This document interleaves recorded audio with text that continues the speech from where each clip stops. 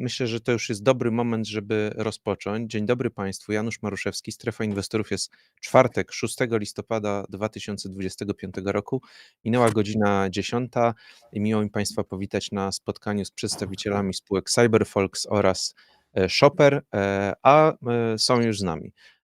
Pan Jakub Wernicki, prezes zarządu Cyberfolks oraz Shopper. Dzień dobry Panie Jakubie jeszcze raz. Dzień dobry Państwu, przepraszam serdecznie za opóźnienie. Dziękuję, że Pan z nami jest. Jest z nami też Pan Robert Stasik, wiceprezes zarządu Cyberfolks oraz Shopper i dyrektor do spraw finansowych. Dzień dobry.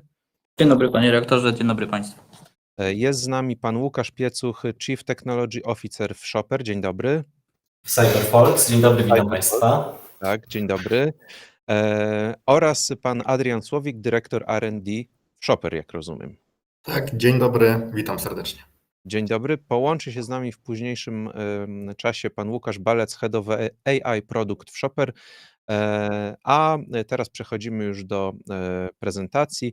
Ja tylko wspomnę na początku, że grupa Cyberfolks wspiera małe, średnie i duże przedsiębiorstwa w ich obecności w internecie, w szczególności w obszarze komunikacji, marketingu i sprzedaży. Spółki Cyberfolks oraz Shopper, który wchodzi w skład grupy, opublikowały właśnie wyniki finansowe za trzeci kwartał 2025 roku i właśnie nim oraz planom rozwoju będzie poświęcone dzisiejsze spotkanie. To spotkanie będzie podzielone na dwie części, na prezentację, którą już Państwo widzicie, oraz na sesję pytań i odpowiedzi. Zapraszam do wysłuchania prezentacji, zachęcam do zadawania pytań już w jej trakcie, zarówno w ramach pokoju konferencyjnego, jak i w mediach społecznościowych na YouTubie, Facebooku, Xie i LinkedInie. A teraz nie zabieram już więcej czasu i oddaję głos naszym gościom. Panowie, scena jest wasza. Dziękuję bardzo, dzięki Panie redaktorze za wprowadzenie. Prezentujemy wyniki spółki Cyberfolks. Tak jak Pan redaktor wprowadził, zajmujemy się wsparciem małych, średnich firm w obecności w internecie. Jesteśmy grupą obsługującą ponad 400 000 klientów na całym świecie. Działamy głównie w modelu abonamentowym.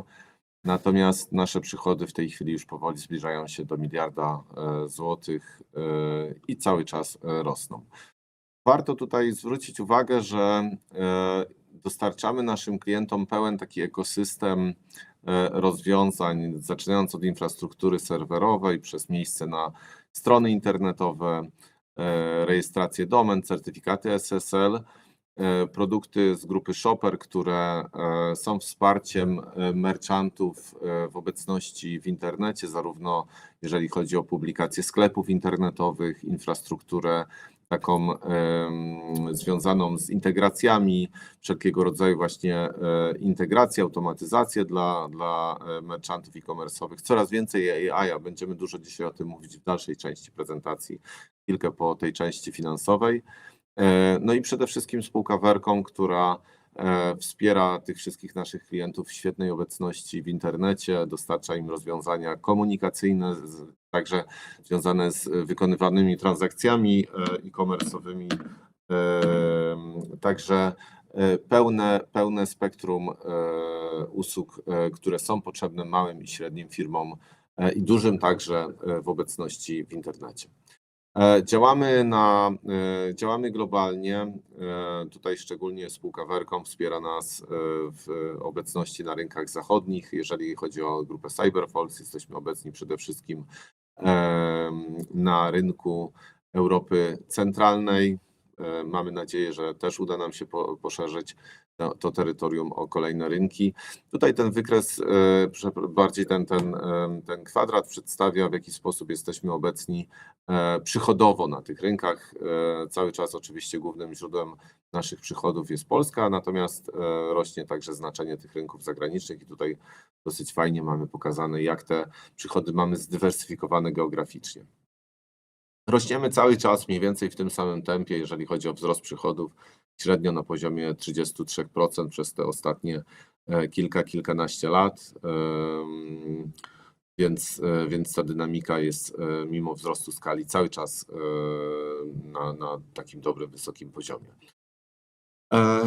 I co, Robert, chyba teraz Tobie oddaję głos, jeżeli chodzi o część wyników już finansowych. Tak, dzięki Kuba. Tak, przechodząc już do sekcji poświęconej stricte wynikom finansowym, tutaj chciałem podkreślić, iż na poziomie wszystkich wyników, czyli zarówno przychodów, EBITDA, czy przepływów operacyjnych, a także zysku netto w długim terminie rośniemy w wysokim, około 30-40% tempie. Podobnie w minionym kwartale osiągnęliśmy bardzo wysokie, a jednocześnie zbliżone do poprzedniego kwartału dynamiki wzrostu. 17% wzrostu przychodów, ponad 65% wzrostu zysku EBITDA. Wzrosty osiągamy zarówno dzięki organicznym wzrostom we wszystkich naszych segmentach, czyli zarówno w CyberFolksie, Shopperze, jak i w Vercomie, ale też dzięki przejęciom, w szczególności rok do roku mamy bardzo istotny wpływ przejęcia spółki Shopper w lutym tego roku. Na uwagę zasługuje, jeżeli chodzi o dynamikę przychodów, wpływ dość zaburzający wyniki, porównawczość wyników w roku poprzednim, czyli duża sprzedaż największego klienta segmentu Vercom o bardzo niskiej marży, co przekłada się na duży wpływ na dynamikę przychodów, czyli de facto jego obniżenie, ale z drugiej strony ten spadek przychodów największego klienta w żaden istotny sposób nie wpłynął na dynamikę, czy to marży brutto, czy zysków. Dlatego też, podobnie jak w poprzednim kwartale, pokusiłem się o takie bardziej porównywalne zestawienie dynamiki wzrostu rok do roku, czyli z jednej strony w ujęciu pro forma dodajemy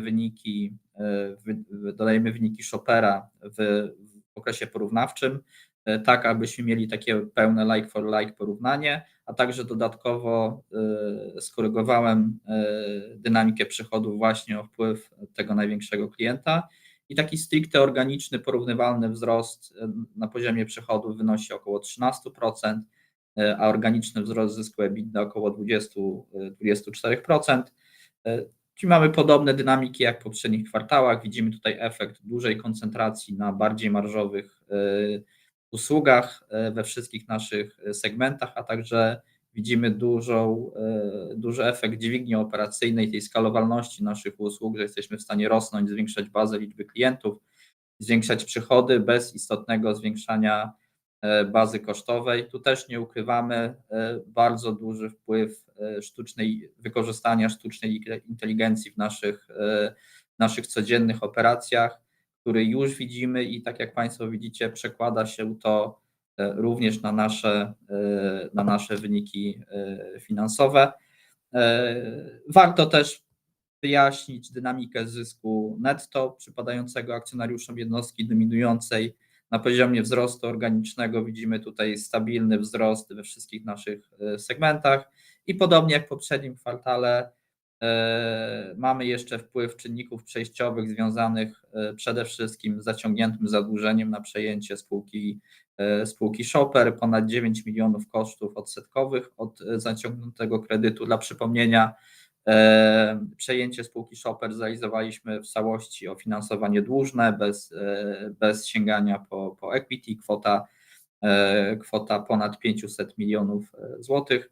Tu też warto zwrócić uwagę, że ten koszt obsługi tego zadłużenia systematycznie maleje w ślad zarówno za spłatą zadłużenia generowanymi przez nas przepływami, ale też z każdym kolejnym kwartałem uwidacznia się wpływ obniżek stóp procentowych. One działają też z pewnym takim 3-miesięcznym odroczeniem, tak? Więc efekt odsetkowy, który widzicie Państwo tutaj z odsetek zapłaconych we wrześniu 2025 jest pochodną stóp procentowych w czerwcu 2025 roku, więc tak jak Państwo pewnie jesteście w stanie prześledzić tą dynamikę czy zmiany stóp procentowych, no to widzimy, że jesteśmy już pewni, że w kolejnych kwartałach jeszcze mocniej te odsetki będą spadać. No i już od pierwszego kwartału 2025 roku, przepraszam, 2026 roku spodziewam się, iż ta dynamika zysku netto w ujęciu rok do roku powróci do dynamiki pozytywnej. Oczywiście oprócz zysków, to na co zwracam uwagę, to bardzo wysoka zdolność do generowania gotówki przez nasz biznes. minionym kwartale, też w takim ujęciu całorocznym, bardzo mocne dynamiki wzrostu przepływów operacyjnych, około 35%. Coraz więcej inwestujemy w szczególności w rozwój technologii AI-owych oraz technologii e-commerce'owych. Oczywiście też ten poziom nakładów wzrósł też wraz z przejęciem spółki Shopper i mimo tych wyższych nakładów inwestycyjnych, które z pewnością zaprocentują nawet w nieodległej przyszłości, jesteśmy w stanie dalej generować bardzo wysokie wolne przepływy, co pozwala nam zarówno na komfortową obsługę zadłużenia, w szczególności tą zaciągniętego na przejęcie spółki Shopper, ale też pozwala nam dzielić się z akcjonariuszami i to wszystkich naszych segmentów, czyli zarówno Vercomu, Shoppera, ale też przede wszystkim Cyberfolksa. Jeżeli chodzi o poziom zadłużenia, to warto tu wspomnieć, iż we wrześniu zrealizowaliśmy emisję na kwotę około 200 milionów złotych. Środki, które pozyskaliśmy, zamierzamy przeznaczyć w bardzo niedługim czasie na kolejne przejęcia. Stąd też ten poziom zadłużenia, jakkolwiek bardzo niski, oczywiście w krótkim terminie może wzrosnąć, jak gdyby wraz ze zrealizowaną akwizycją. Niemniej nawet w przypadku wykorzystania tych środków ten poziom zadłużenia jest i będzie na bardzo dla nas komfortowym poziomie, daleko poniżej gdzieś takiego średniego poziomu, który możecie Państwo zaobserwować, jak wyglądał w latach poprzednich. Przechodząc już jak gdyby do poszczególnych segmentów, oczywiście zaczniemy od segmentu Cyberfolks. Solidny wzrost, ponad 16% na poziomie przychodów, 20% wzrostu zysku EBITDA. Widzimy tutaj efekty jak gdyby konsekwencji naszej strategii opartej o wzrost wartości dla klientów, automatyzację. Tutaj warto pewnie przede wszystkim zwrócić uwagę na kluczowy projekt, który z punktu widzenia grupy, który realizowaliśmy i realizujemy w tym roku, czyli RoboFolks. Tutaj wydaje mi się, że najlepszą osobą, która przedstawi Państwu nasz nowy produkt, będzie nasz CTO spółki Cyberfolks, czyli Łukasz Piecuch. Łukasz, przekazuję Tobie głos. Dziękuję, Robert. Tak, ja dziś podzielę się z Państwem taką krótką aktualizacją z zakresu rozwoju naszych narzędzi AI, w tym wypadku czat. Większość z nas kojarzy chatboty jako takie dość nieudolne próby zastąpienia obsługi klienta. Co prawda potrafią one odpowiedzieć na kilka pytań, ale gdy trzeba coś zrobić, coś skonfigurować, coś przenieść, coś naprawić, najczęściej kończy się to komunikatem typu proszę skontaktować się z konsultantem, proszę wysłać maila. Na pewno większość z Państwa miała okazję z tego typu chatbotem porozmawiać i pamiętacie Państwo tą frustrację i złość, kiedy ten czat nie umiał wykonać poleceń. Jego odpowiedzi najczęściej leżą daleko od naszych intencji. Dlatego postanowiliśmy to zmienić. Rozpoczynamy nową epokę, w której asystent nie tylko mówi, ale także działa. Jako najprawdopodobniej pierwsi na świecie zbudowaliśmy rozwiązanie, w którym sztuczna inteligencja faktycznie wykonuje operacje techniczne na hostingu. Od konfiguracji, przez zarządzanie usługą, po chociażby analizę bezpieczeństwa. Nasi klienci działają w środowisku wymagającym specjalistycznej wiedzy IT, a około 80% z nich takiej wiedzy nie posiada. Do tej pory, żeby rozwiązać jakiś problem, musieli liczyć na pomoc człowieka. Od dziś mogą liczyć na RoboFolksa. Część z Państwa na pewno zna prozę Stanisława Lema. Jego twórczość przypadała na czasy zimnej wojny. Po drugiej stronie żelaznej kurtyny tworzył w tym czasie Philip K. Dick, autor chociażby Łowcy Androidów czy Raportu Mniejszości. Co zabawne, on był przekonany, że Stanisław Lem nie istnieje. Wierzył, że w Polsce istnieje jakaś grupa ludzi, jakiś tajny, bezosobowy komitet, który tworzy prozę podpisywaną jednym nazwiskiem Lem. Oczywiście mylił się, nie docenił tym samym geniuszu polskiego autora. Jednak, gdyby tę samą tezę wysunął w odniesieniu do RoboFolksa, trafiłby idealnie, bo nie jest to jeden byt, nie jest to jeden chatbot. To jest zespół dziesiątek współpracujących agentów, z których każdy odpowiada za inny obszar. Jeden analizuje logi, inny konfiguruje serwer, jeszcze kolejny pisze kod aplikacji.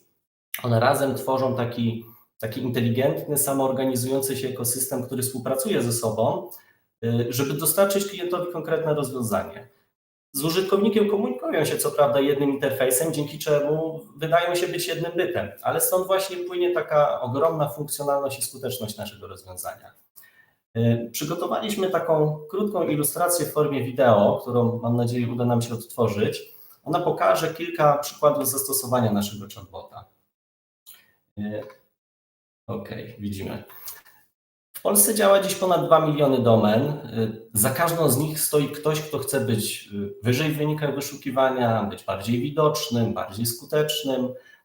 Bo kiedy prowadzisz firmę, to zastanawiasz się, jak to zrobić, żeby to właśnie moja strona była w wynikach wyszukiwania wyżej, żeby być obecnym w sieci, w świadomości internautów.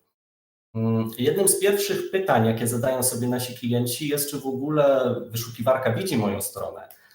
No i ta odpowiedź jest ukryta w logach serwera, w tych dziesiątkach tysięcy linijek danych, które człowiek musiałby analizować godzinami. Ale to, co dla człowieka jest procesem dość skomplikowanym, dla RoboFolksa to drobnostka, to jest kwestia kilku sekund, bo RoboFolks błyskawicznie zinterpretuje zapytanie użytkownika, odnajdzie odpowiednie logi, przeanalizuje je, wyświetli w formie pełnowartościowego i prostego dla zwykłego użytkownika raportu. RoboFolks analizuje, wykrywa problem, sugeruje rozwiązanie, modyfikuje kod, konfiguruje nowe bazy danych, konta, przekierowania, nawet zainstaluje aplikację. To jest robot, który nie tylko mówi, ale robi. Na żywo w kilka sekund przeanalizuje moją stronę, nie tylko podpowie, ale samodzielnie wdroży jakieś potrzebne zmiany. Pomoże namierzyć błąd w skrypcie, wdroży poprawkę, zaproponuje i zaimplementuje, co najważniejsze, optymalizację. Po prostu naprawdę działa. Ale nie tylko pomaga w tych trudnych i skomplikowanych dla typowego użytkownika zadaniach, ale wyręcza w tych prozaicznych, czasochłonnych. Na przykład w konfiguracji kilkunastu nowych skrzynek pocztowych. Jest to proces żmudny, ale RoboFolksowi zajmie kilka sekund. Wystarczy podać mu listę użytkowników, listę pracowników, a robot sam utworzy skrzynki, no i co najważniejsze, z bezpiecznymi hasłami. Bardzo przydatne, prawda? Ale to nie tylko my tak sądzimy.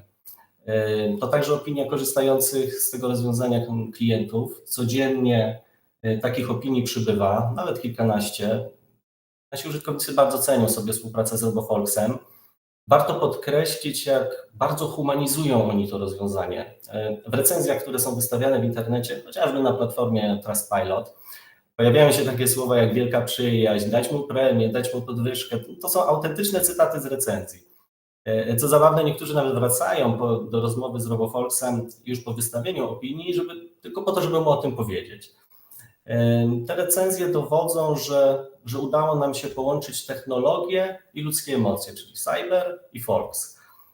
Klienci, którzy korzystają z asystenta, podkreślają, że odpowiedź Robo była bardzo szybka i że ze względu na niski poziom ich wiedzy informatycznej oni sami nie poradziliby sobie z takim zagadnieniem, które poruszyli w rozmowie z RoboFolksem.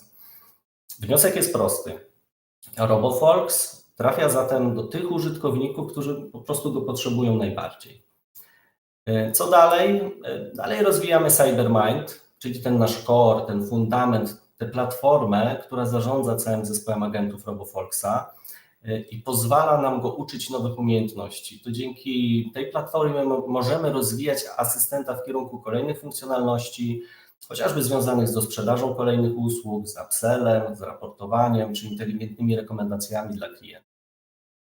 Przed nami kolejne etapy wdrożeń.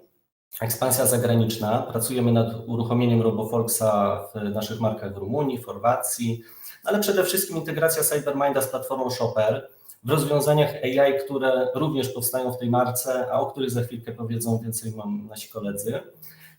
Głębsza integracja z istniejącymi produktami i panelami, na przykład rozszerzenie na nasze usługi serwerów VPS czy na serwery dedykowane, jak również inteligentna komunikacja z klientem.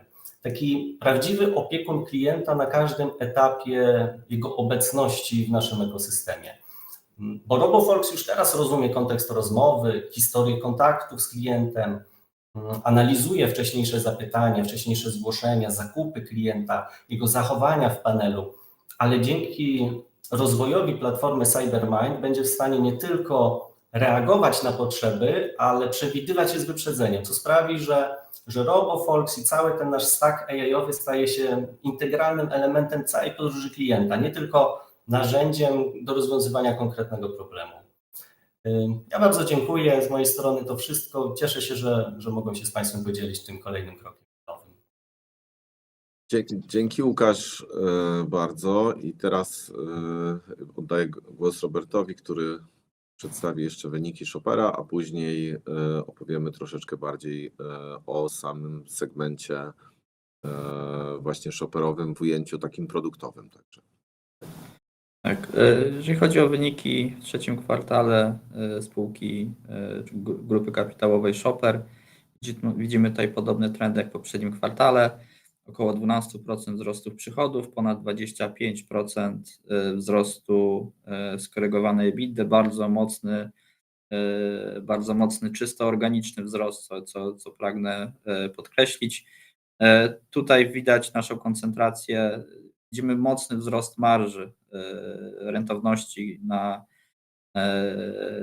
wszystkich poziomach zysku. Jest to efekt naszej właśnie koncentracji na tych kluczowych, bardziej marżowych usługach związanych przede wszystkim z obszarem płatności czy z obszarem usług logistycznych, ale też bardzo istotny wpływ produktu Apilo, o czym jeszcze dokładniej za chwilę.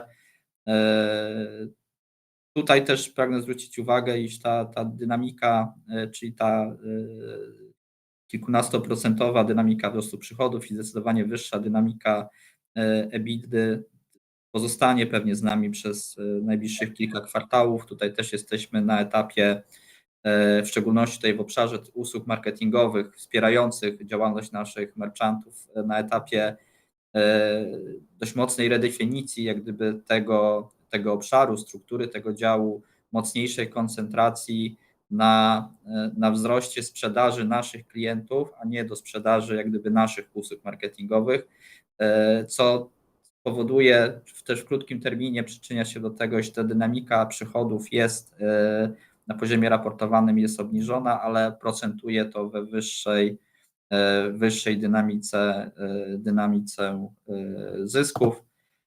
Jeżeli chodzi o wzrost GMV, za nami rekordowy kwartał pod tym względem, w szczególności tak zwane GMV omnichannel, obejmujące zarówno nasze własne sklepy Shoppera, ale też sprzedaż realizowaną poprzez nasze spółki, ale na pozostałych platformach. Tutaj mówimy przede wszystkim o produktach Apilo oraz Rocket.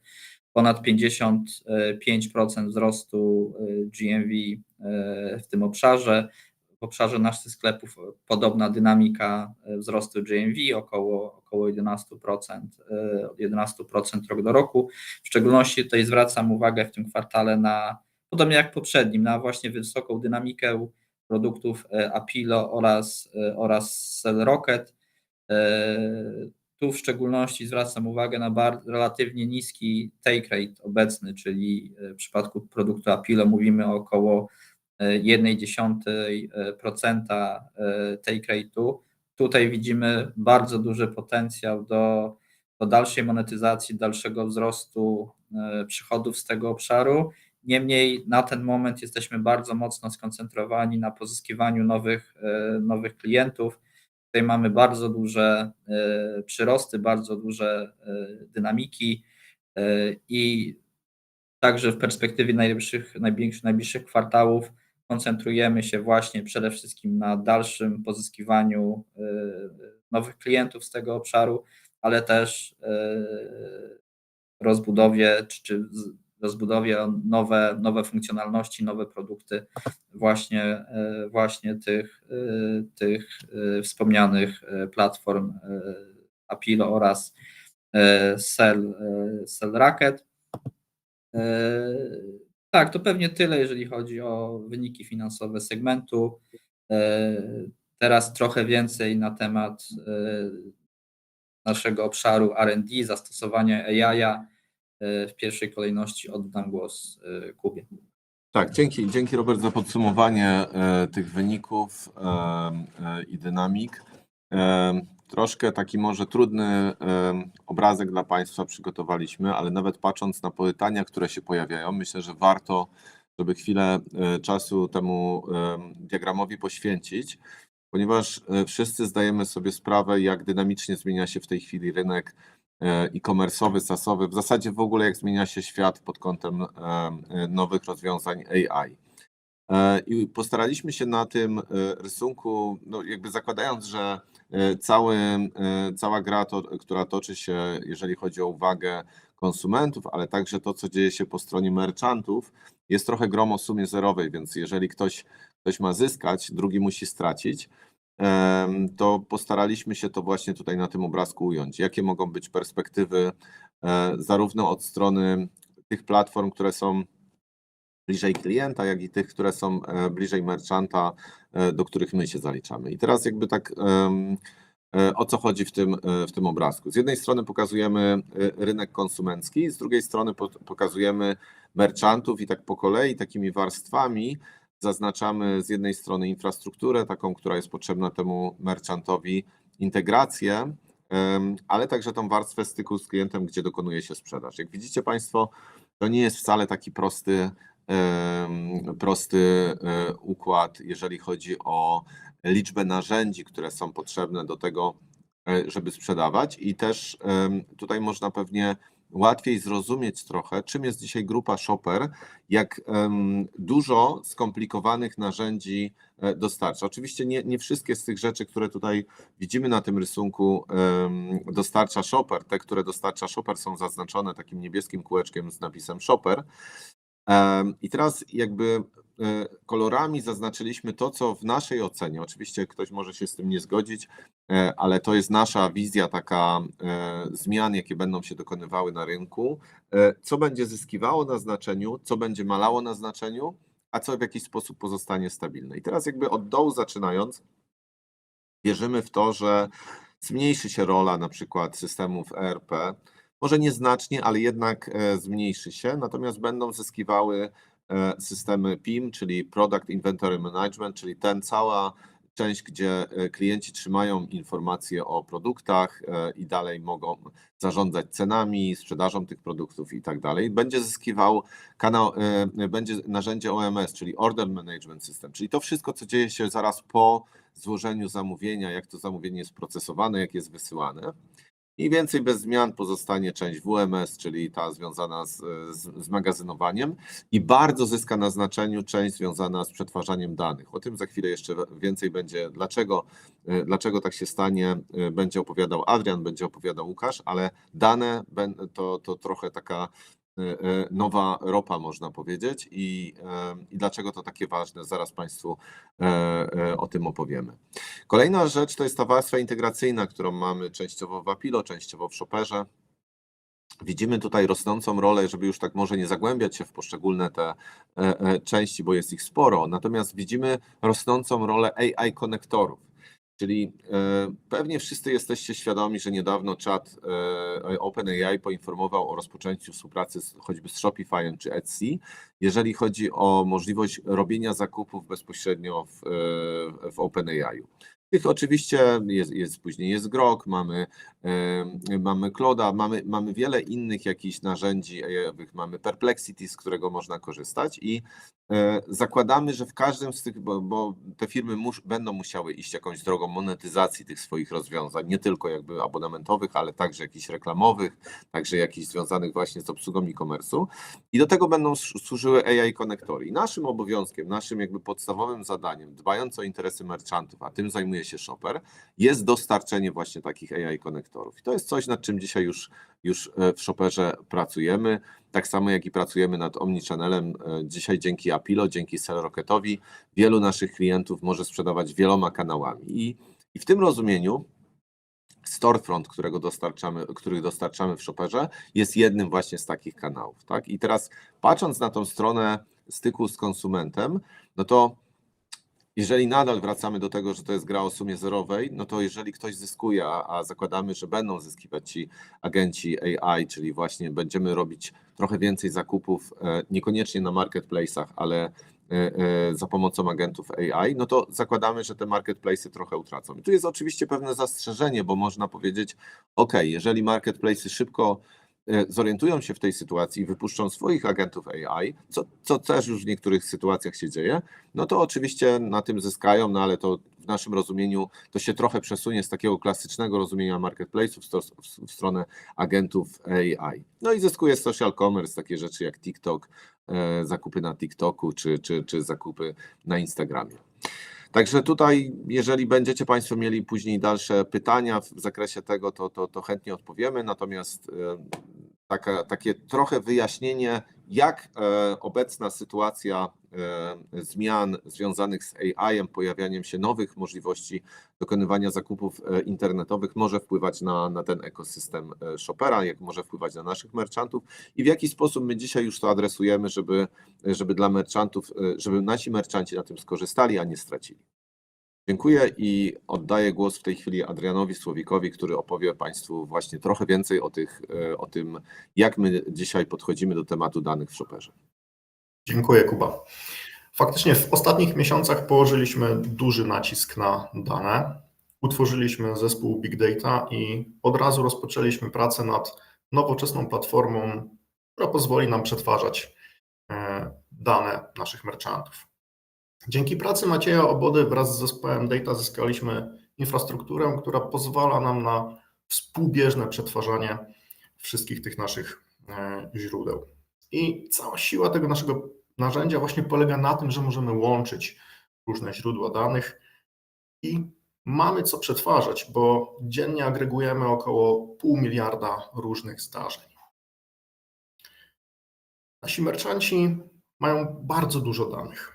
Wierzymy, że lepsze zrozumienie tych danych i lepsze zrozumienie rynku e-commerce sprawi, że nasi sprzedawcy będą sprzedawać jeszcze więcej. Wiemy, że potrzebują zaawansowanej analityki w swoich sklepach. No i nasza platforma Data bardzo szybko stała się fundamentem do powstania nowych narzędzi. Przetwarzamy i agregujemy miliony sesji zakupowych dla każdego sklepu na naszej platformie. Teraz jesteśmy w trakcie wdrażania nowego UI raportów, adresując przy tym zgłoszenia od klientów. Chcemy, aby mieli jeszcze lepszy dostęp do swoich danych, jeszcze lepsze możliwości filtrowania tych danych oraz wykorzystania ich również w swoich narzędziach analitycznych. Wierzymy, że merchanci dzięki swoim danym mogą podejmować lepsze decyzje. Zależy nam na dobrej edukacji tych merchantów, by wiedzieli, jak mogą te dane wykorzystać. I to, co powiedział Kuba, projektując nowy system analityki, od razu uwzględniliśmy potrzeby nie tylko naszych sprzedawców, ale też agentów AI. Jednym z takich agentów jest asystent merchanta, nad którym pracuje zespół Łukasza. Łukasz, w tym momencie chciałbym Ci oddać głos. Tak, dzień dobry Państwu. Nie miałem okazji jeszcze się przywitać. No i od razu w nawiązaniu do tego, o czym właśnie mówił Adrian, faktycznie jest tak, że obecnie bardzo duży nacisk kładziemy na to, by nasi klienci mieli możliwość podejmować decyzje w oparciu o fakty. No stąd cała inicjatywa Big Data i kwestia analityki wokół niej. No sami jesteśmy entuzjastami podejmowania decyzji właśnie w oparciu o twarde dane i fakty. No ale jednocześnie też zdajemy sobie sprawę z tego, że sam wgląd w te dane to jest dopiero pierwszy krok. Fakt, to jest ważny krok, ale to często jest za mało, żeby móc podejmować te właściwe decyzje, no bo po prostu to jest tak duży natłok tych informacji, że łatwo się w tym zgubić. A nam nie chodzi o to, żeby zalać informacjami naszych klientów i zostawić jeszcze ich tych samych, dlatego też nie tylko chcemy dawać dostęp do tej wiedzy i ją propagować i pogłębiać jakby wartość z niej płynącą, ale równocześnie chcemy też tworzyć technologie, które mają za zadanie pomóc sprawnie się po niej poruszać. Kuba użył takiego porównania, takiego powiedzenia o tym, że dane to nowa ropa. Często mówiąc o tym zapomina się dodać jeszcze, że ropa zanim stanie się paliwem, to trzeba ją najpierw przetworzyć. I właśnie to chciałbym dzisiaj przedstawić, takie rozwiązanie, które ma właśnie to pomóc w tym przetworzeniu, jakby pomóc podejmować te właściwe decyzje. Tym właśnie ma być asystent sprzedawcy AI, który ma za zadanie uczyć się rzeczywistych danych sklepu i korzystając z tej sztucznej inteligencji w przystępny sposób, to jest bardzo ważne, podsuwać sugestie, co można poprawić w kontekście tego, co tak naprawdę w tym biznesie liczy się na koniec dnia, czyli większą sprzedaż, lepszą marżę, wyższą efektywność działań, przekładającą się na ograniczenie kosztów, no i ogólnie strategii z całym ekosystemem sprzedażowym. Myślę, że żeby to lepiej zobrazować, to jest tak jakby mieć armię analityków, którzy machają setkami raportów i zamienić ich na jednego partnera biznesowego, który po pierwsze zna cały ten ekosystem i marketingowo, i strategicznie, ale przede wszystkim ma też silne osadzenie i zrozumienie tego konkretnego biznesu pojedynczego sprzedawcy, o którym chcemy mówić. Taki, który będzie potrafił wykryć szanse dla naszych sprzedawców, okazje, które się tam kryją, ale też ocenić ryzyka, zaproponować jakieś konkretne działanie, które mają szansę przełożyć się na realną wartość biznesową, ale w tym wszystkim jeszcze też potrafi powiedzieć dlaczego. I oczywiście mówić o tym możemy dużo, ale najlepiej chyba je tak to przedstawić i tutaj sobie pozwolę udostępnić ekran i po prostu pokazać Państwu to, nad czym pracujemy. Czy proszę mi dać sekundę.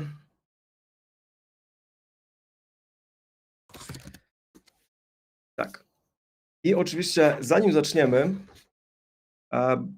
chciałbym zacząć od krótkiego kontekstu dla Państwa, tak? Jakby, no tutaj będziemy analizować konkretny przykład, oczywiście na danych, które sobie stworzyliśmy, tak? No bo i ten krótki kontekst. Załóżmy, że prowadzę sklep internetowy, który zajmuje się głównie sprzedażą kawy i herbaty w różnych formach, tak stacjonarnie, ale głównie właśnie w formie e-commerce. Do tego jakieś dodatki typu słodycze, ale też okazjonalnie jakieś akcesoria typu asortymenty od większych, typu ekspresy, mniejszych, jakichś zestawów do parzenia herbaty. Więc taki realny przykład chcieliśmy po prostu przedstawić, żeby to miało ręce i nogi. Teraz załóżmy, że naszego sprzedawcę interesują aktualne trendy w jego sprzedaży. Chciałby zaplanować sobie kolejne tygodnie tak pod względem i zatowarowania, jak i działań promocyjnych. Poznać okazje i możliwości zwiększania sprzedaży przed zbliżającym się gorącym okresem Black Friday. I myślę, że do takiej analizy krótkoterminowych trendów to najlepszy będzie skupienie się na jakimś krótkim okresie, więc rozpocznijmy pracę. I teraz tak, jakby w pierwszej kolejności chciałbym tu też powiedzieć, że nie przygotowałem wcześniej tych danych. Ten model właśnie w tym momencie się tego uczy. Zależało mi na tym, żeby pokazać ten proces, trochę o nim opowiedzieć i pokazać, jak szybko to się dzieje, co tutaj robimy. Asystent w czasie rzeczywistym uczy się danych sprzedażowych naszego sprzedawcy, tak żeby realnie odkryć to, co faktycznie jest ważne w jego sprzedaży, odkryć te zależności, które się tam znajdują w jego asortymencie i po tej krótkiej chwili widzimy przede wszystkim podstawowe statystyki z tego interesującego nas okresu, który wybraliśmy i pierwsze podsumowanie tego, czego zdążył nauczyć się nasz asystent o naszej sprzedaży, w tym istotnej wiedzy o asortymencie, które produkty są kluczowe, które produkty natomiast są jakimś uzupełnieniem naszej oferty w tym danym okresie i widzimy też pierwsze rekomendacje. Nas jednak interesuje konkretny przypadek, ten, o którym tam wspomniałem, czyli ta strategia na najbliższe gorące tygodnie, więc skorzystajmy z interfejsu konwersacyjnego, żeby sobie po prostu zadać takie pytanie.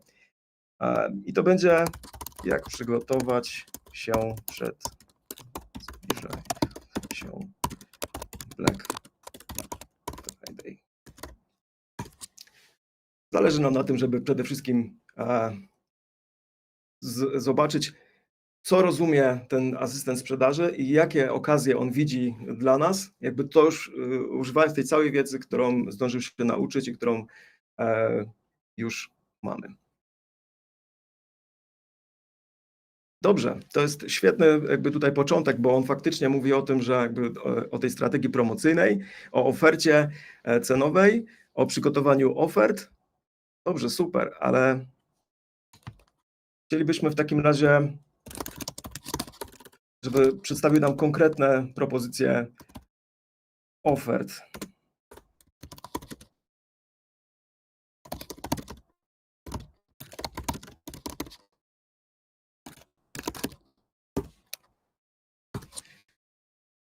Bo jeśli mamy coś sprzedawać, no to skorzystajmy z jego wiedzy, żeby poznać czego się nauczył i faktycznie wykorzystać te okazje, które gdzieś tam się kryją, które być może on dostrzegł, a my, czy nasz sprzedawca być może nie. Świetnie. Widzę tutaj doskonale, że ma dobry wgląd w to, co faktycznie sprzedajemy, jakie te zestawy powinny być i z jakiego powodu. Widzę, że wykorzystuje te segmenty, które traktuje jako mapę tego, co powinien łączyć, więc teraz jeśli już zaproponował nam te konkretne zestawy, to świetnie byłoby, żeby nam jeszcze też przedstawił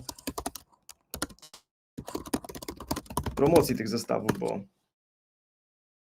nie musimy się skupiać tylko i wyłącznie na tym, na analizie naszej sprzedaży i tych zależności, które w tym asortymencie się kryją, no ale też dobrze by było, żeby nam pomógł teraz przygotować to, co możemy z tym zrobić. Tak, są i taktyki cenowe, i harmonogramy komunikacji, kanały kreacji, mówi o e-mailach, mówi o social mediach. Super, to skoro już o tym mówi, to chciałbym, żeby mi pomógł przygotować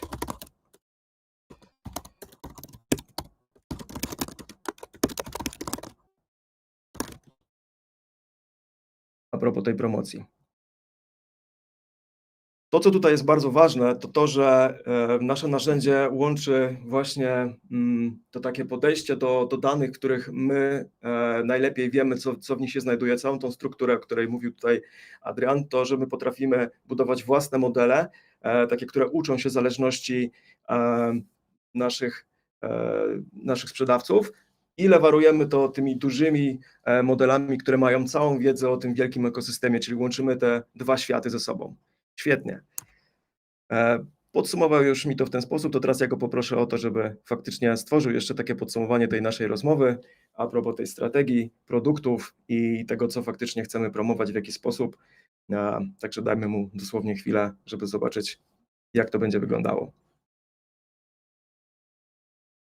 Świetnie. Mamy opis, to co jest ważne, streszczenie strategii, treść marketingową też jest przygotowana i jest podsumowanie priorytetów tego, co możemy z tym zrobić.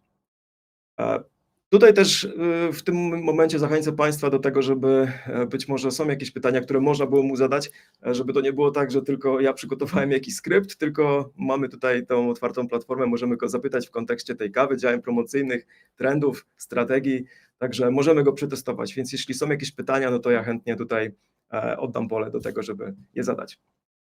Ja też do tego Państwa zachęcam.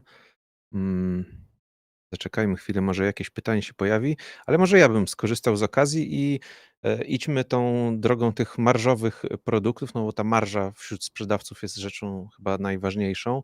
To może spróbujmy go zapytać, jakie produkty powinny być promowane na stronie głównej, która generuje pewnie sporo ruchu i sporo sprzedaży, na czym się tam skoncentrować. Oczywiście, dobrze.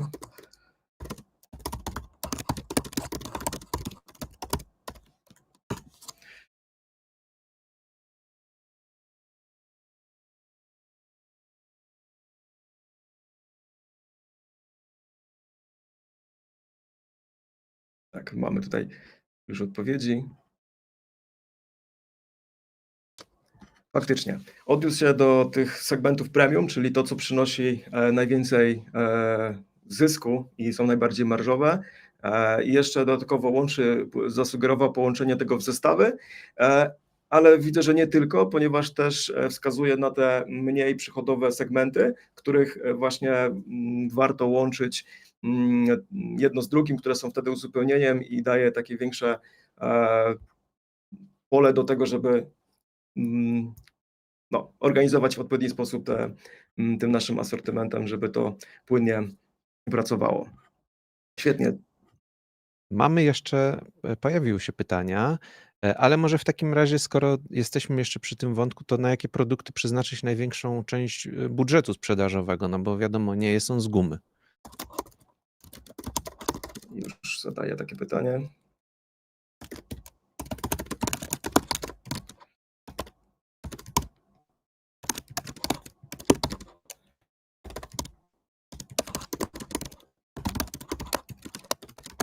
Dajmy od razu i na jakie kanały, niech się wykaże.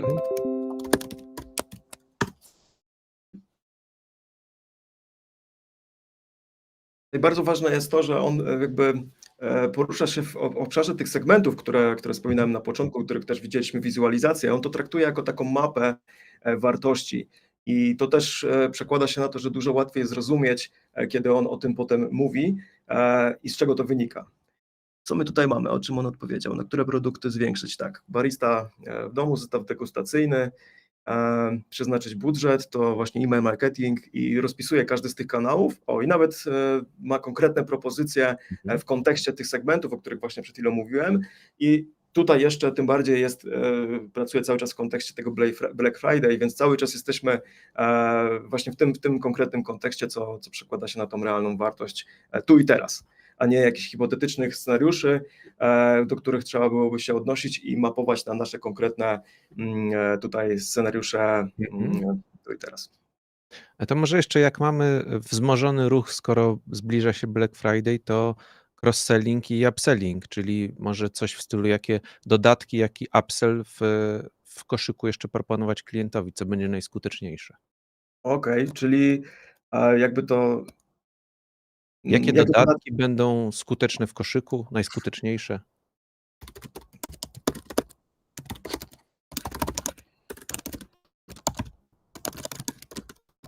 Świetnie.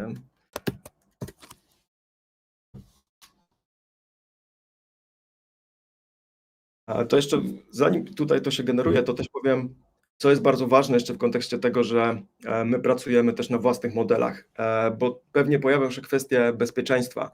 Właśnie dlatego, że my budujemy własne modele, tego, żeby one miały szansę się uczyć przede wszystkim tutaj wewnątrz, w naszym ekosystemie, my tak naprawdę decydujemy o tym, która warstwa danych jest potem do tych komercyjnych modeli kierowana. Także to jest tutaj absolutna ściana pomiędzy tym, jakby co my mówimy, jakby ta wiedza nie ma prawa wyciec gdzieś dalej, to jest jakby wszystko w naszym ekosystemie, więc bardzo dbamy o to, żeby to zostawało u nas i jakby to było od początku bardzo ważne założenie strategiczne. A wracając do pytania, czyli jakie dodatki będą najskuteczniejsze do sprzedaży w koszyku? Akcesoria użytkowe do produktu głównego, czyli tu niestety musicie mi Państwo wierzyć na słowa, ale to faktycznie są dane z tego sklepu. Z racji tego, że dane są syntetyczne, to one jakby pozostają w naszej tutaj bazie, ale faktycznie one są i też są skorelowane z cenami, bo widzę, że mówi też o cenach, bo też oczywiście ma dostęp do strategii cenowych, do pricingowych, więc w tym też może pomagać. To jeszcze jedno pytanie, bardzo ciekawe, kontynuując ten wątek, o efekty. Może spytajmy o projekcję korzyści wynikających z zastosowania strategii, pisze jeden z naszych widzów. Jaki jest spodziewany efekt wdrożenia rekomendacji? Może coś takiego. Już.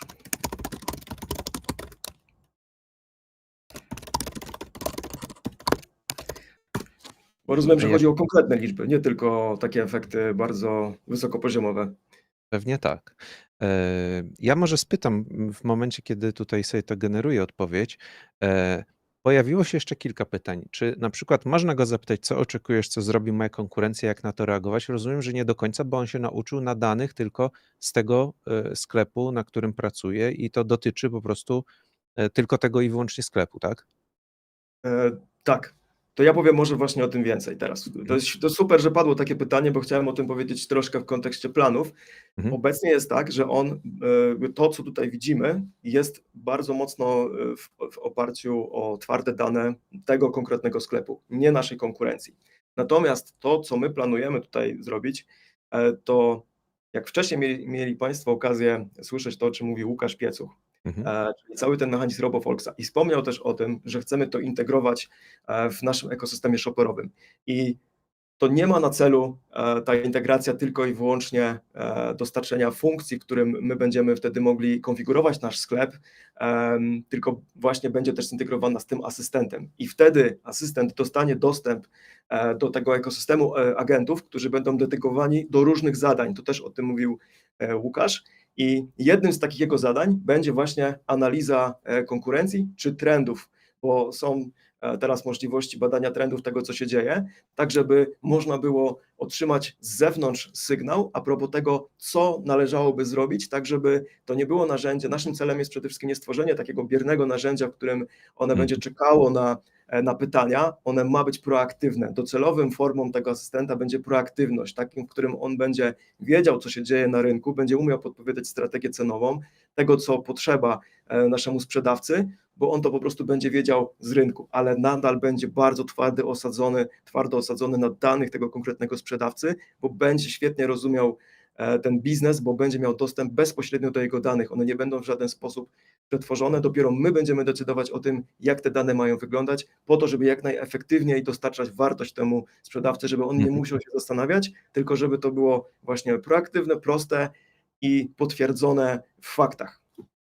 To jeszcze kilka dosłownie szybkich pytań, bo widzę, że wyniki są i naprawdę wyglądają ciekawie. Konkretne są te liczby. Tak, tylko dodam, że te liczby są faktycznie konkretne, no bo on oprócz takiej wizji tego, co znajduje się w asortymencie pod tytułem właśnie produkty, on jakby wyciąga z tego cechy, atrybuty, widzi dokładnie, to też ma dostęp do sprzedaży, on sobie to odpowiednio segmentuje na podstawie wartości, przychodowości i też język jego może się niektórym wydawać skomplikowany, ale to jest język, którym komunikują się sprzedawcy, oni świetnie to rozumieją, więc my też tak staraliśmy się stworzyć narzędzie, żeby on pisało w języku zrozumiałym dla sprzedawców. Oczywiście, jeżeli chcemy i potrzebujemy, zawsze można go poprosić, żeby powiedział to prościej. Jasne, bardzo dziękuję. Mamy jeszcze tutaj kilka pytań dotyczących samego tego asystenta, więc chcę wykorzystać to, że jeszcze jest Pan z nami, więc zadam je szybko i proszę o krótkie odpowiedzi. Czy ten asystent jest w stanie sam zaimplementować odpowiednie zmiany na mojej stronie, w moim sklepie, podobnie tak jak to robi RoboFolks, konfigurując konkretne rzeczy w panelu hostingowym?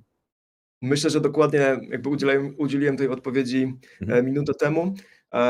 To jest właśnie ta integracja z RoboFolksem, którą też już obecnie prowadzimy, Okej. prace są prowadzone i dokładnie to będzie dwutorowo szło, czyli z jednej strony ta konfiguracja, pomoc przy konfiguracji sklepu i realne działania na sklepie, a z drugiej strony ta proaktywność, o której też wspominałem i to taka wiedza o tym, co sprzedawca powinien zrobić, żeby efektywnie działać w swoim biznesie. Ja pozwolę się tylko dołączyć do tej odpowiedzi Łukasza, tylko proszę mieć na uwadze, że to będzie proces, kiedy będziemy te zmiany wprowadzać, bo działanie RoboFolksa z uwagi na liczbę operacji, które są do wykonania po stronie tego panelu merchanta jest znacznie większe niż mamy do czynienia w CyberFolksie, więc tego RoboFolksa będziemy stopniowo uczyć tych wszystkich czynności. Jasne, to zrozumiałe. Pani Karolina jeszcze zapytała, czyli model uczy się na danych od wszystkich klientów, czy tylko w ramach jednego klienta, w ramach tego sklepu i jego sprzedaży? Chyba na razie w ramach tego jednego klienta i tego sklepu, którego dotyczy ta analiza. Tak, ale to też wynika z naszych założeń. My po prostu chcemy dać tą pewność naszym sprzedawcom, że to będą dane dotyczące jego sklepu i też w drugą stronę, że to nie będzie wyciekało poza, więc to wynika z naszych założeń strategicznych. Jasne. To jeszcze dwa ostatnie pytania i przejdziemy dalej.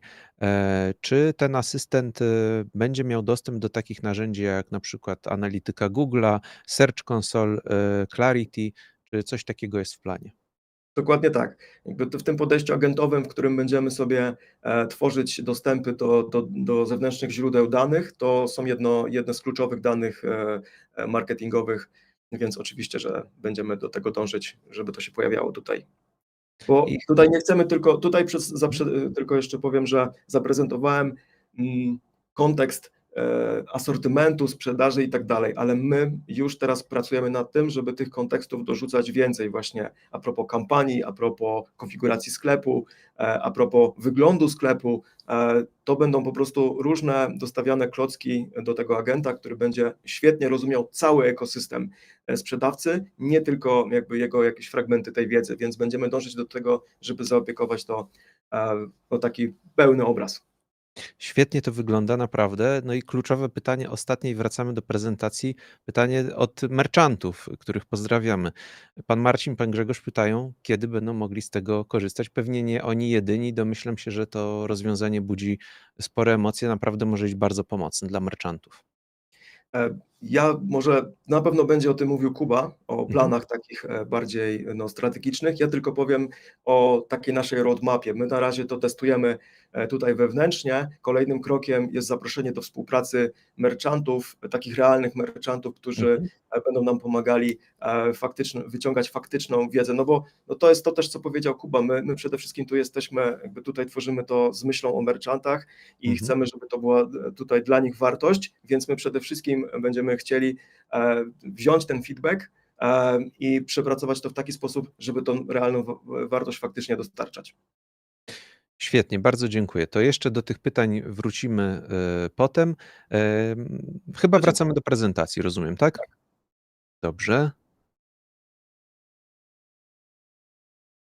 Jesteśmy w prezentacji, także zapraszam do slajdów.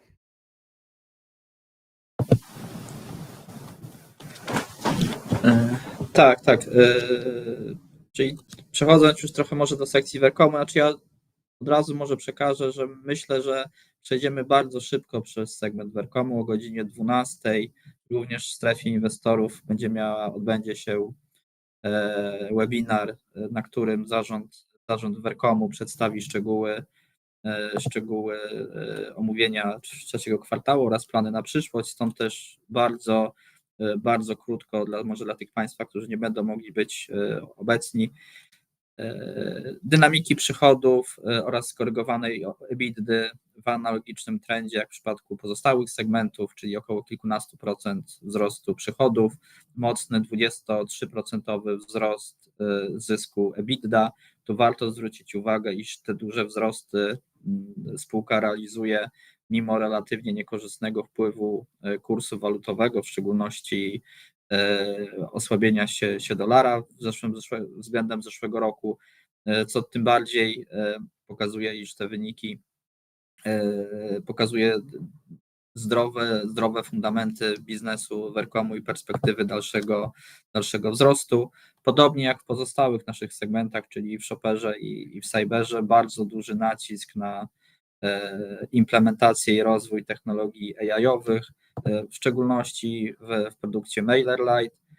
Tu na uwagę zasługuje przede wszystkim uruchomienie protokołu MCP, który w skrócie umożliwia komunikację takich podstawowych, wszystkim nam znanych narzędzi AI-owych jak Claude czy ChatGPT z platformą MailerLite, dzięki którym możemy jakby bezpośrednio wykorzystywać te narzędzia, te modele do zarządzania naszymi kampaniami w MailerLite. Warto też wspomnieć, iż w październiku uruchomiliśmy oficjalną integrację MailerLite'a z Shopperem, dzięki której umożliwia jeszcze lepszą właśnie integrację czy synchronizację tych dwóch produktów, gdzie możemy synchronizować bazę subskrybentów, produktów, zamówień. Ułatwia to tym samym jak gdyby prowadzenie sklepu internetowego i jednocześnie obsługi swoich klientów poprzez narzędzia czy komunikację z nimi poprzez MailerLite. Tak jak wspominałem, bardzo zdawkowo zachęcam do obejrzenia konferencji Vercomu. Oczywiście ona będzie również możliwa do obejrzenia w terminie późniejszym na YouTube. Powoli kończąc naszą prezentację, chciałbym tylko wspomnieć, iż tak jak w poprzednich latach dzielimy się zyskami z naszymi akcjonariuszami. Oprócz już zrealizowanej w czerwcu i wypłaconej dywidendy, w najbliższym czasie planujemy uruchomić skup akcji własnych, który najprawdopodobniej już w ciągu najbliższych dni zostanie uruchomiony i najprawdopodobniej do końca listopada, miejmy nadzieję, rozliczony. Tak, to już podsumowując naszą prezentację, jak Państwo widzicie, bardzo mocno inwestujemy w rozwój naszych technologii, w szczególności w zakresie implementacji AI. Widzicie Państwo już pierwsze, ale już dość znaczące efekty.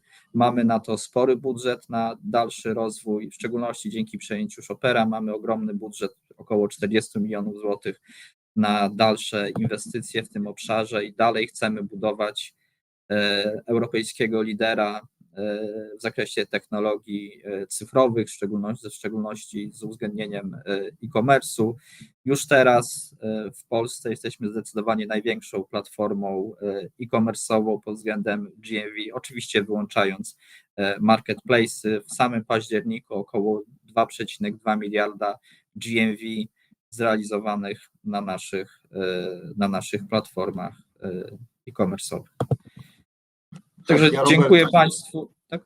Tak, jeżeli pozwolisz, to jeszcze dodam do tego slajdu związanego z R&D, no ilekroć Państwo się zastanawiacie właśnie, co kryje się pod tymi wartościami tych milionów złotych, które wydajemy na R&D, to jest praca przede wszystkim nad rozwojem platformy produktowej, ale także właśnie takie obszary R&D, na które sobie możemy pozwolić i widać, jak ciekawe efekty one przynoszą, takie jak RoboFolks czy asystent sprzedawcy, czy w MailerLite tak samo wsparcie obsługi klienta AI-em, no bardzo mocno zwracamy uwagę na te trendy i istotnie, jak widać, i skutecznie w nie inwestujemy.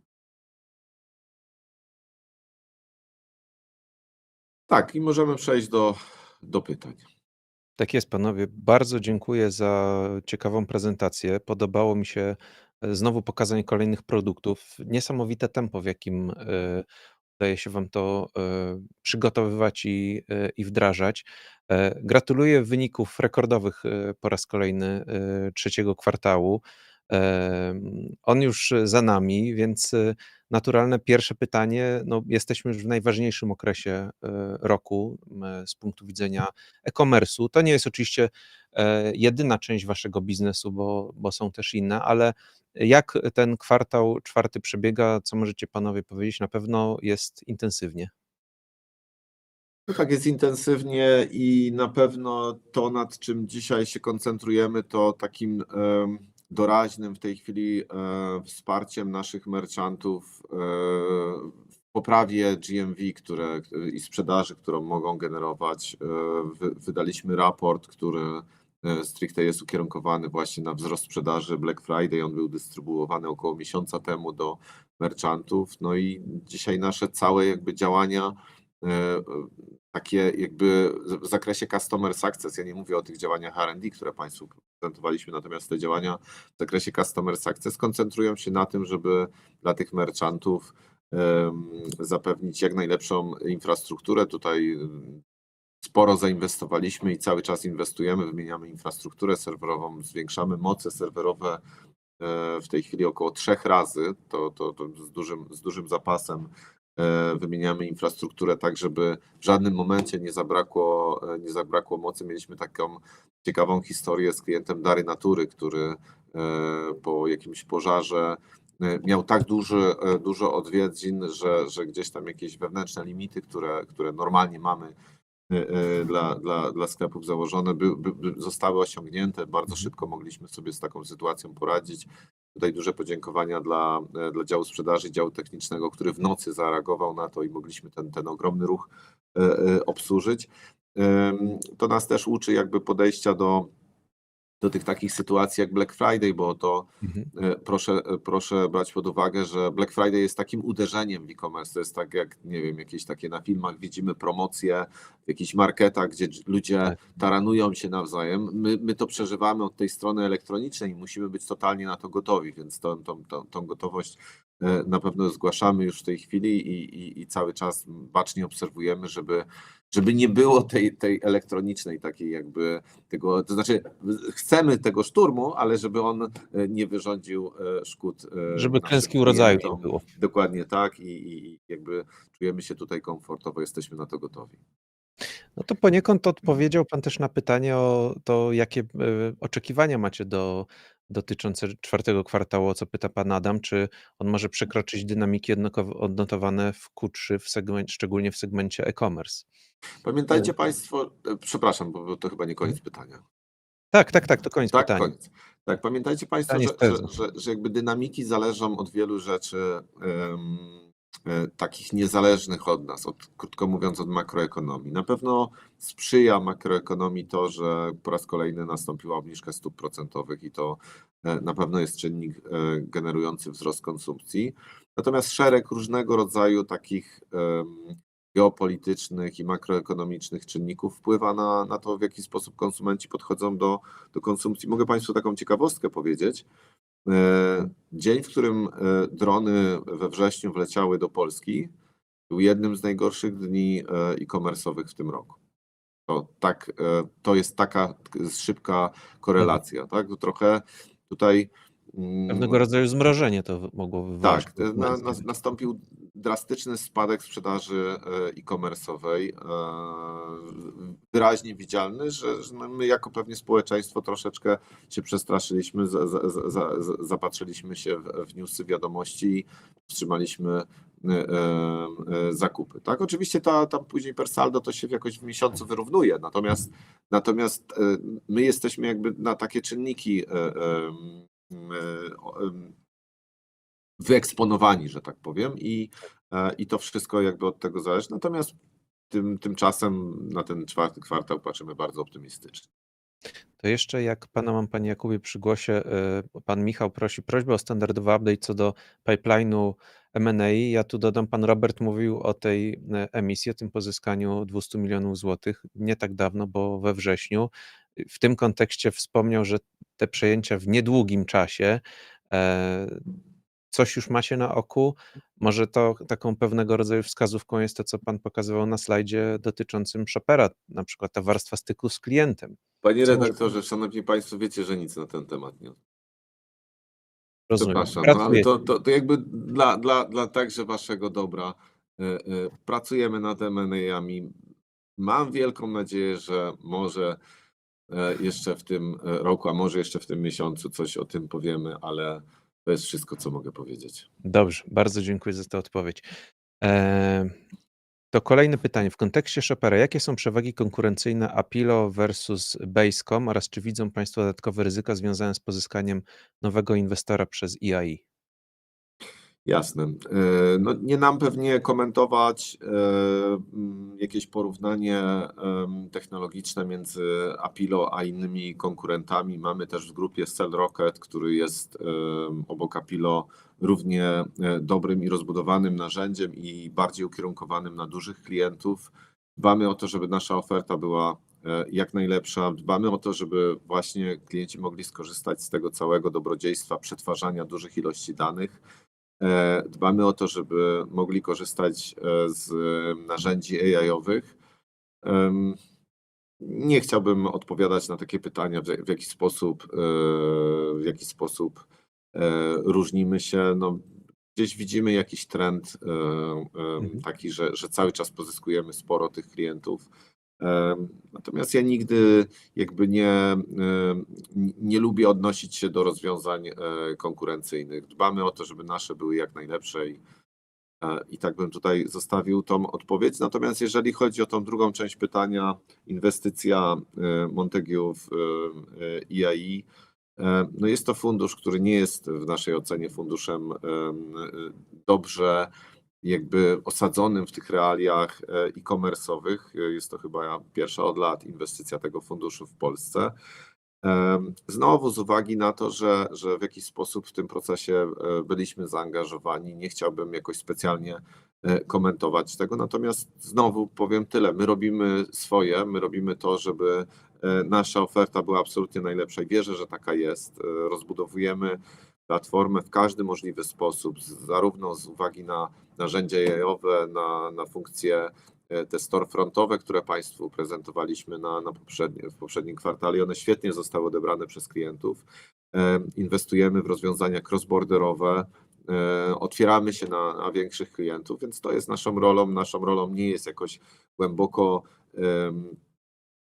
tutaj analizować, to znaczy jest w sumie, natomiast jakby nie chciałbym się do tego odnosić, w jaki sposób oferta konkurencji może się zmieniać pod wpływem, bo chyba to jest trudne do rozgadnięcia, a przynajmniej nie takie, które bym chciał jakoś szeroko komentować. Natomiast jeszcze raz, my robimy swoje, robimy to, żeby nasz produkt był jak najlepszy. I myślę, że ostatnie lata to doskonale pokazują. To pytanie jeszcze jedno o Shopera. Jak przebiega integracja Shopera z pozostałymi spółkami z grupy? Kiedy w Panów ocenie ona może nastąpić taka pełna, kompletna integracja? Znaczy nie wiem, czy w ogóle nastąpi, jeżeli chodzi o pełną, kompletną integrację. Natomiast integrujemy to, co ma sens i to w takim tempie, jakie ma sens z punktu widzenia racjonalności tych działań. Dzisiaj choćby obecność Łukasza Bałca, który pewnie jest Państwu znany z już wcześniejszych naszych spotkań, który przygotował produkt Now. Dzisiaj pracuje w Shopperze, bo widzimy tutaj dużo większe zastosowanie jego kompetencji, świetnego odnajdywania się w tym polu AI-owym. Mamy na przykład Miłosza Klimka, który jest odpowiedzialny za design, też pracuje dla Shopera. W drugą stronę gdzieś, jeżeli są jakieś takie działania, bym powiedział back-office'owe, które możemy w jakiś sposób łączyć, to łączymy. Ale przede wszystkim my dzisiaj koncentrujemy się na tym, żeby produktowo iść do przodu. Tutaj widzimy najwięcej do ugrania. Robert wspominał o integracji Shopera z MailerLite'em, więc to się już dzieje. Mamy szybko bardzo, bo chyba w maju już uruchomiliśmy sprzedaż produktów Shopera na stronie CyberFolksa, uruchomiliśmy sprzedaż Apilo na stronie CyberFolksa, więc tych rzeczy bardzo dużo się dzieje i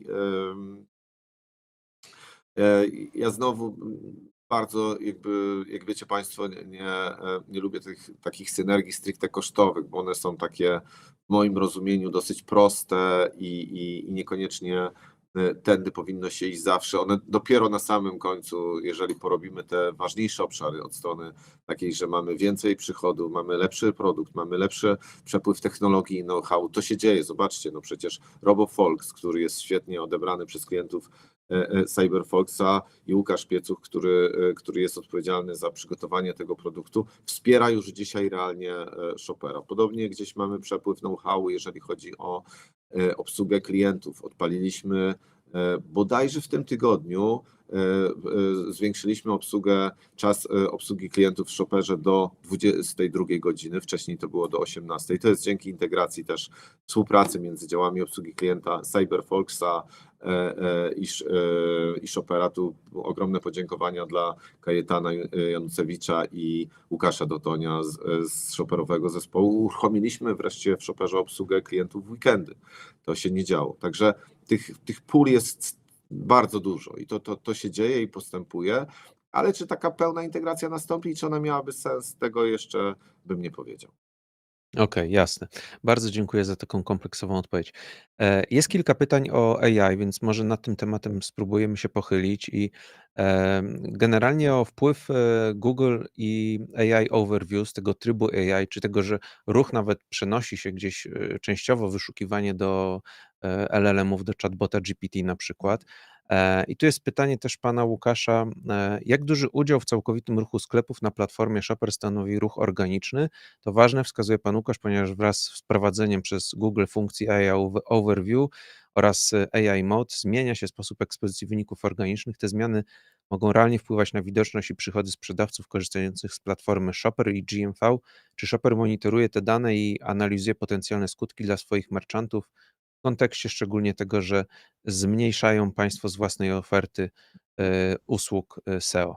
Absolutnie monitorujemy te trendy, jesteśmy świadomi tego, co się dzieje. Mamy zarówno w grupie spółkę Sempire, która dzisiaj już przygotowuje produkty pod kątem AI Search i jakby wspiera klientów, także klientów Shopera w tym zakresie.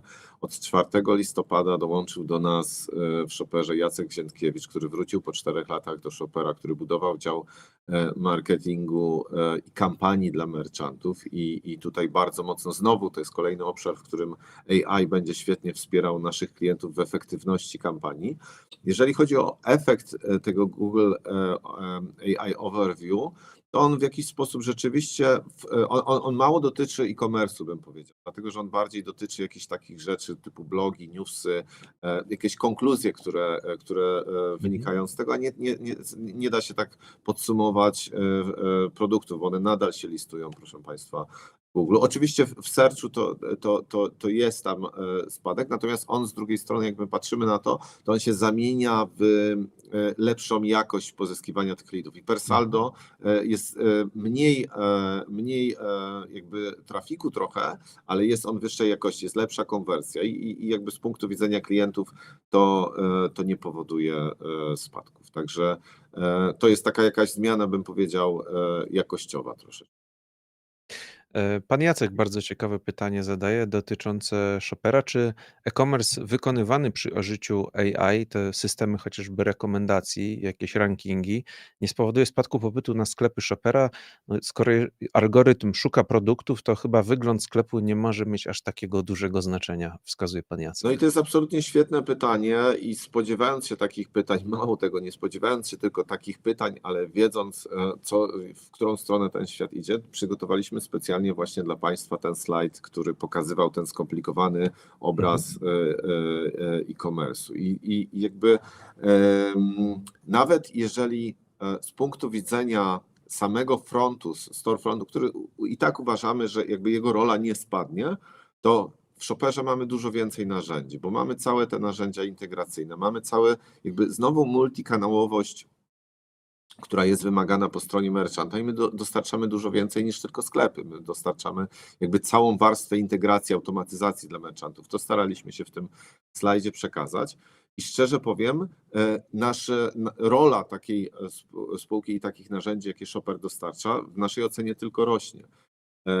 Ja odniosę się do historii, kiedy w 2017 roku wchodziliśmy na giełdę jeszcze wtedy jako R22 i padały pytania pod adresem Vercomu, czy wejście takich kanałów jak WhatsApp, czy tam był wtedy jeszcze Viber i wzrost liczby tych kanałów nie osłabi pozycji Vercomu. Co się dalej stało przez kolejne 8 lat, to Państwo świetnie wiecie. Natomiast my wtedy dokładnie to samo odpowiadaliśmy. Wielość kanałów, wzrost komplikacji jakby po stronie narzędzi, do jakich dostęp mają konsumenci, tylko jakby wzmacnia naszą rolę. Shopper to nie tylko storefront, to jest tylko jakby kawałek. Mamy Apilo, mamy SellRocket, mamy w Shopperze samym, mamy właśnie tą część data, mamy część analityki merchanta.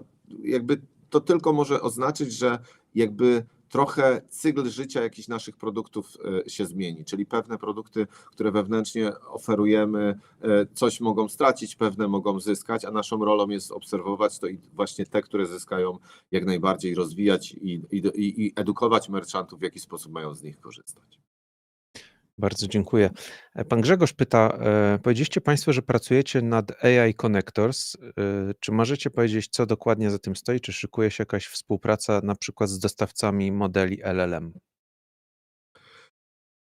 Będziemy otwarci, ponieważ jakby zakładamy, że dostawcy modeli LLM i różnego rodzaju agenci AI, którzy będą o tego konsumenta walczyć, będą mieli też ze swojej strony otwarte API, to my dzisiaj już przygotowujemy, po to znowu są dane, żeby efektywnie tych merchantów z tym połączyć, czyli te AI Connectors będą odpowiednio, tak jak w Apilo dzisiaj mamy, czy w SellRocket mamy integrację do różnych firm logistycznych, różnych operatorów płatności, różnych systemów ERP, systemów magazynowych, całej masy softu, tak dzisiaj tutaj będziemy na te różne modele LLM-owe otwarci i w drugą stronę zakładamy, że modele LLM-owe jak OpenAI, Google i tak dalej będą potrzebowały tego trafiku, no bo on jest dzisiaj podzielony między wiele takich firm, które obsługują merchantów i będą musiały zapewnić ten fit produktowy, bo inaczej jakby no nie da się bez tych narzędzi, bez tej warstwy, takiej infrastruktury, gdzie trzymane są te informacje o tych produktach, tego dostarczyć. Także jesteśmy jakby otwarci na współpracę ze wszystkimi modelami LLM-owymi, które tylko będą jakby tą funkcjonalność udostępniać i zakładamy, że tak się będzie działo. Dziękuję. Pojawia się sporo pytań głównie o asystenta merchanta, ale też zapytałbym szerzej, jaka jest strategia i taki harmonogram wdrażania i RoboFolksa i rozwijania tych funkcji No i w drugiej części pytania asystenta merchanta. Czy to będzie rozwiązanie w jakimś stopniu kiedyś odpłatne, czy to raczej ma służyć temu, żeby poprawiać zadowolenie klientów, podnosić jakość obsługi i tak dalej? Jasne. Tak jak Łukasz wspomniał, będziemy to robić iteracyjnie. Pierwsza faza zawsze w przypadku takich produktów jest taka faza beta, do której zapraszani są wybrani merchanci, z którymi mamy dobre relacje, którzy wybaczą nam w razie czego jakieś potknięcia, bo proszę pamiętać, że to nowe produkty zawsze mają jakieś choroby wieku dziecięcego, więc tam można się spodziewać, że czasem coś nie tak zadziała, jakbyśmy sobie życzyli. I po tej fazie będziemy, która pewnie potrwa około kwartału, będziemy te rozwiązania, mówię tutaj o asystencie AI, starali się już szerokiemu gronu merchantów dostarczyć. Jeżeli chodzi o model pricingowy, to w tym momencie jeszcze nie chciałbym się na ten temat wypowiadać. Jeżeli chodzi o RoboFolksa, to on będzie sukcesywnie wchodził jakby także do rozwiązań shopperowych. Tak jak mówiłem, jest to trochę trudniejsze niż w CyberFolksie i tutaj jeszcze chwilkę bym poczekał z podawaniem konkretnych dat. Natomiast to, co się da, będziemy już sukcesywnie uruchamiać. Dobrze, Łukasz, bardzo coś chciałbyś dodać ze swojej strony w tym zakresie? Jeśli chodzi o samego asystenta, no to właśnie bardzo dużo chcemy poświęcić uwagi tej jakości temu rozwiązaniu, tak? Bo wszyscy wiemy i mówiąc o tych rozwiązaniach LLM-owych, że one mają tendencję do halucynacji. To, na czym my się musimy skupić teraz, to jest ta jakość tego, żebyśmy mieli pewność, że faktycznie to, co sugeruje ten mechanizm, żeby to miało przełożenie w wartości i w takich realnych scenariuszach, więc bardzo mocno chcemy sobie dać czas na to, żeby właśnie przyjrzeć się tej jakości i zadbać o to, żeby też Państwo z tego mieli, Państwo i nasi sprzedawcy, nasi klienci mieli z tego po prostu wartość. Dokładnie. To jeszcze jedno pytanie, kontynuując ten wątek, a w zasadzie o rozwijanie funkcji. Czy w przyszłości asystent merchanta może przygotować dla mnie grafiki do wspomnianych postów, czy krótkie filmiki? Czy będzie możliwość na przykład podpięcia dostępu do social mediów, by automatycznie publikować treści na kanałach? Super pytanie i to jest coś, co jakby kiedy sobie wyznaczyliśmy taką granicę, taki obszar, gdzie my strategicznie musimy pewne rozwiązania robić, w tym jest krytyczne są te integracje, ta twarda taka infrastruktura dla merchanta, ale także właśnie dane i AI. To ten fragment widzimy, że możemy już śmiało oddać partnerom. I dzisiaj są świetne spółki, które takie coś robią. Jest jedna świetna polska spółka. Zastanawiam się, czy już w tej chwili jest nasza publicznie ogłoszona współpraca z nimi. Wydaje mi się, że jeszcze nie, więc nazwy bym wolał tutaj nie podawać. Natomiast jest jedna polska spółka, która świetnie ten obszar robi i ona się pojawi na App Store, gdzie te dokładnie rozwiązania oni już dzisiaj merchantom są w stanie, mają coś takiego, a po naszej stronie to byłby krok za daleko, bo to jest produkt sam w sobie, który wymaga, nie jest też dla każdego merchanta, on jest troszkę dla tych większych merchantów potrzebny. Nie do końca jakby jesteśmy w stanie zrobić to tak dobrze, jak zrobią to wyspecjalizowane w tym firmy i po to jest App Store, żeby takie rzeczy tam udostępniać i takie coś niedługo dla naszych merchantów już się pojawi w ramach App Store'a. Jasne, dziękuję bardzo. To jeszcze pytanie od pana Grzegorza. Kończąc ten wątek, w jaki sposób macie w planach marketingowo podejść do reklamy AI, asystenta RoboFolks? Myślę, że to solidny punkt względem konkurencji, ale strategia marketingowa i to, żeby ludzie, krótko mówiąc, o tym słyszeli, wydaje się kluczem do sukcesu. Dziękuję, bardzo, bardzo dobra sugestia. Jeżeli chodzi o, tak, zastanawialiśmy się już wewnętrznie w CyberFolksie jakieś 2 tygodnie temu chyba na zarządzie, jak ważny jest RoboFolks właśnie w komunikacji naszych przewag nad konkurentami. Pewnie podobna sytuacja jest w Shopperze i pewnie ten wątek będzie przez marketing podnoszony, natomiast nam dzisiaj najbardziej zależy na tym, żeby to było użyteczne dla klientów i żeby to było użyteczne dla klientów, oni muszą o tym wiedzieć i zacząć z tego korzystać i po to cyklicznie w Shopperze są organizowane takie Shopper Future Laby, gdzie my klientom prezentujemy te technologie, po to budujemy cały kanał YouTube'owy, gdzie są świetne instruktażowe filmy, w jaki sposób z takich narzędzi korzystać i to jest jakby już rolą marketingu, zakomunikować to klientom, w jaki sposób te konkretne narzędzia mogą dawać im przewagę i w jaki sposób należy z nich korzystać. Ja bym się absolutnie tutaj o jakby popyt na te narzędzia nie martwił. Najważniejsze jest to, żeby one rzeczywiście zaczęły być dostępne dla merchantów, nad czym w tej chwili pracujemy, żeby były sprawdzone, a jakby już sama część użytkowania ich przez merchantów wierzę, że relatywnie szybko nastąpi. Dobrze, dziękuję. To przejdźmy do pytań finansowych, bo zostało nam Przepraszam ostatnio bardzo, około czy ja 10 mógłbym minut. jeszcze Proszę. dodać, zamykając ten temat asystenta, być może Pewnie. tak podsumowanie jakby a propos, rozwodząc się nad tym, co powiedział Kuba, a może do tego, tym czym asystent ma tutaj być, żebyśmy się też dobrze zrozumieli. Czyli no, my widzimy największą jednak szansę w lewarowaniu tego, nad czym my mamy największą kontrolę i tego, co jest najbliżej nas, czyli tych danych właśnie naszych merchantów i wokół tego chcemy tutaj budować, żeby skupić na tym, żeby jak największą wartość tutaj dostarczać. Czy to właśnie w kontekście tych grafik powiedzmy, ale tego jakby czym jest ten produkt, albo tych tekstów, automatyzacja wokół jak najlepszego przedstawienia tego produktu, tego wszystkiego, co mamy w tym ekosystemie blisko nas.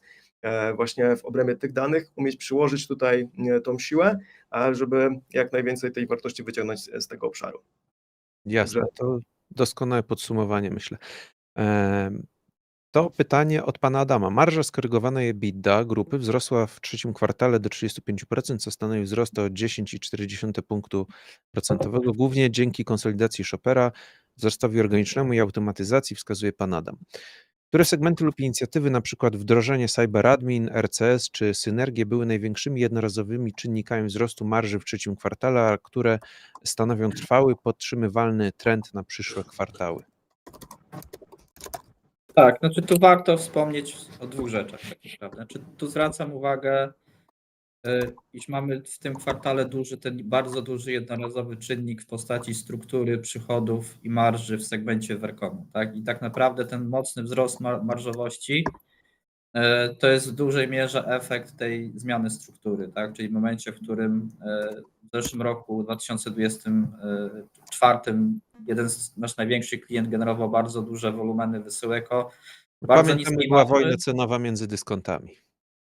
Tak, no już nie chciałbym, wiadomo, wdawać się powiedzmy w szczegóły, ale dokładnie tak jak pan redaktor wspomina i to powodowało, że tam ta marża była po prostu niereferencyjnie niska i tu jest jak gdyby ten wpływ jednorazowy. On się od już Q4, a już w pełni od Q1 2026 ten wpływ się już wyczyści, więc już będzie z powrotem. Oczywiście struktura, że tak powiem, klientów i przychodów też się może zmienić, więc takie sytuacje oczywiście też się mogą powtórzyć, ale przynajmniej według stanu obecnego ta sytuacja powinna się znormalizować. Ale oprócz tego czynnika jednorazowego oczywiście też są te czynniki bardziej trwałe, tak? Czyli to, co trochę mówimy tutaj, czyli ta większa automatyzacja, postawienie na AI to też są jak gdyby wymierne operacyjne korzyści dla nas, powodujące, że nasz biznes jest bardziej rentowny. A z drugiej strony właśnie ta koncentracja na tych bardziej marżowych produktach powoduje, że ta marża jak gdyby w tej drugiej części jak gdyby już na stałe będzie wyższa. Jasne, bardzo dziękuję. Pytanie o Shopera. Czy zakup Shopera zaczął się już zwracać finansowo? Przy ostatnich wynikach były takie zapowiedzi, wskazuje nasz widz, w związku ze spadkiem np. stóp procentowych oraz poprawą wyników spółki zależnej. Tak, znaczy oczywiście to pytanie o definicję zwrotu, tak? Znaczy w naszej ocenie ten zakup się zwraca już na wielu frontach. Nawet patrząc na kapitalizację Shopera, w momencie, w którym my inwestowaliśmy w Shopera w lutym, nabyliśmy 50% udziału w spółce po 39 zł. Tak? Obecny kurs spółki jest około 36-35% wyższy, ale oczywiście to nie o to chodzi, tak? Znaczy kurs w krótkim terminie oczywiście on może podlegać wahaniom, ale rozumiem, pewnie chodzi panu o to, czy pani o tym, o czym rozmawiałem, wspominałem w zeszłym kwartale, czyli wpływie na zysk netto i faktycznie on jeszcze w tym kwartale trzecim, jest jeszcze ujemny, czyli ten zysk netto jednostki dominującej pochodzący z Shopera jest ciągle wyższy niż odsetki, które płacimy za obsługę tego zadłużenia. Mniej więcej około 3 miliony kwartalnie, tak? Ale ten wpływ jak gdyby się bardzo szybko zmienia i ten wektor podejrzewam już od pewnie drugiego kwartału przyszłego roku będzie odwrotny, czyli wraz ze wzrostem zysku netto Shoppera, a z jednej strony spadkiem odsetek, które wynika zarówno ze spadku stóp procentowych, który dość mocno przyspieszył, no jak i oczywiście też spadku poziomu zadłużenia, tak? Czyli od niższej bazy płacimy niższe odsetki, tak? Więc ja podejrzewam, że dość szybko, jak gdyby też w takim wymiarze po prostu tego EPS-u, ten wpływ już w przyszłym roku powinien być pozytywny. Jasne. Czy w świetle intensywnych nakładów na AI i big data zarząd przewiduje już spadek CAPEX w 2026 roku w porównaniu do 2025, czy też intensywność inwestycji zostanie utrzymana w celu szybkiej budowy przewagi konkurencyjnej? Tak, znaczy na pewno CAPEX, nakłady R&D nie spadną, no to mogę zagwarantować. Zakładamy wzrost wydatków R&D, ale oczywiście będzie on rozsądny, jak gdyby powiązany ogólnie z dynamiką biznesu. Bym powiedział, zawsze te nasze nakłady inwestycyjne, one rosły, ale raczej nigdy nie rosły mocniej niż przychody czy EBITDA. Więc tu na pewno tego możemy się spodziewać. Dziękuję. Pytanie o skup akcji, o którym była mowa. Czy jest on realizowany w celu programu motywacyjnego, zasilania programu motywacyjnego, czy tym razem to ma być do umorzenia? Tak, znaczy to w pełni zostanie przeznaczony na realizację programu motywacyjnego, czyli za lata 2026 i 2027. Dobrze, dziękuję. No to musiało się pytanie o dywidendę pojawić po trzecim kwartale. Jakie są przewidywania dla możliwości wzrostu dywidendy za 2025 rok, biorąc pod uwagę bardzo dobre 3 kwartały 2025 roku? Znaczy oczywiście od 2019 roku konsekwentnie wypłacamy dywidendę, ona jest co roku wyższa i oczywiście chcemy też, żeby była taka sama w przyszłym roku. No ale oczywiście pewnie więcej konkretów powiemy, jak będzie trochę bliżej momentu, kiedy będziemy mogli ją wypłacić, czyli pewnie gdzieś w okolicach kwietnia, maja przyszłego roku. Okej, rozumiem, bardzo dziękuję. To jeszcze podziękowanie od jednego z naszych widzów, który dziękuję za pracę i zaangażowanie i wskazuje, że inwestowanie w Cyberfolks jest ekscytująco nudne. Jedziecie Państwo jak walec napakowany technologią. Także takie podziękowanie od widza i myślę, że to dobry moment na krótkie podsumowanie. Tak jak rozmawialiśmy, najważniejszy z punktu widzenia e-commerce kwartał teraz się zaczął, jesteście w jego połowie, ale jakie takie fundamentalne plany i cele, no bo już możemy powoli zacząć mówić o 2026 roku. Chyba kontynuacja tego, co dobrze działa, rozwój R&D, no i koncentracja na jakości obsługi. Czy coś tutaj byście chcieli panowie jeszcze dodać? Bardzo dobrze podsumował pan to redaktor. Tak, koncentracja na jakości obsługi to jest na pewno nasz wyróżnik nad konkurencją, a szczególnie jeszcze w towarzystwie RoboFolksa to się poprawia, co jest bardzo dobrą wiadomością. No, musimy dużo robić w obszarze produktowym, bardzo dużo jakby już tych rzeczy takich fundamentalnych w Shopperze udało się zrobić, a na wierzch dodajemy te wszystkie nowinki R&D i wierzymy, że to bardzo się spodoba naszym klientom i to musimy kontynuować, tak? No plus oczywiście M&A, które naprawdę w tej chwili gorący sezon M&A-owy u nas i aż musimy jakąś tam kolejkę pewnie robić i nie z wszystkich tych okazji skorzystamy, ale to jest bardzo dla nas ważny tutaj segment. No dobrze, bardzo dziękuję za prezentację i jak zwykle ciekawą sesję pytań i odpowiedzi. Naprawdę świetna prezentacja i RoboFolksa i tego asystenta merchanta. Myślę, że wiele osób będzie z tego zadowolonych. Ze swojej strony zapraszam do śledzenia spółki oczywiście na giełdzie, ale też i do odwiedzin serwisu relacji inwestorskich. Jeżeli pojawią się dodatkowe pytania z Państwa strony, ze strony naszych widzów, no to zapraszam do kontaktu bezpośredniego. Tutaj macie Państwo wyświetlone wszelkie informacje. Jeszcze raz dziękuję. Moimi Państwa gośćmi byli dzisiaj pan Jakub Dwernicki, prezes zarządu Cyberfolks oraz Shopper. Bardzo dziękuję. Dziękuję bardzo. Pan Robert Stasik, wiceprezes zarządu Cyberfolks oraz Shopper, dyrektor do spraw finansowych. Również bardzo dziękuję. Dziękuję bardzo. Pan Pan Łukasz Piecuch, Chief Technology Officer w CyberFolks, bardzo dziękuję. Pan Adrian Słowik, dyrektor R&D w Shopper, również dziękuję. Dziękuję. I pan Łukasz Bałec, Head of AI Product w Shopper, bardzo dziękuję. Również dziękuję. Dziękuję za uwagę, pozdrawiam, do zobaczenia, do usłyszenia następnym razem i jeszcze raz przypominam, o 12 widzimy się z zarządem Vercomu, link jest na czacie, także jeżeli ktoś jest zainteresowany, to również zapraszam do rejestracji, jeżeli jeszcze tego nie zrobił. Jeszcze raz pozdrawiam, dziękuję i do usłyszenia. Dziękuję.